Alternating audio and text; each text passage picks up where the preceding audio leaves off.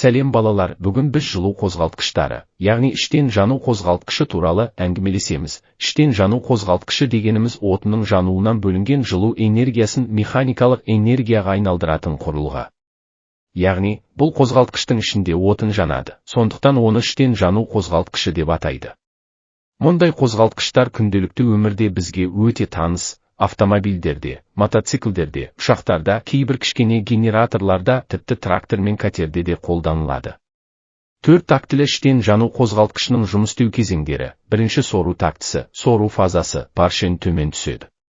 Сол кезде цилиндрге ауа мен бензин буының қоспасы кіреді. Екінші қысу тактісі, қысу фазасы, поршень жоғары көтеріліп қоспаны қысады. Қоспа қызады және қысым артады. Үшінші жану және жұмыс тактісі, қоспа ұшқыннан тұтанып жанады. Жанғанда пайда болған газдар поршеньді төмен итереді. Бұл қозғалтқыштың жұмыс атқаратын кезеңі. Төртінші шығару тактісі, шығару фазасы, поршень қайта жоғары көтеріліп, жанған газдарды сыртқа шығарады.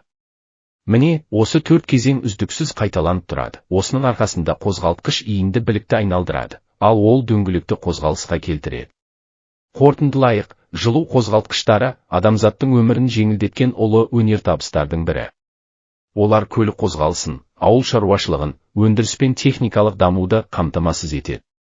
Ендеше, балалар, ойланып көріңдерші, егер іштен жану қозғалтқыштары болмаса, біздің өміріміз қандай болар еді?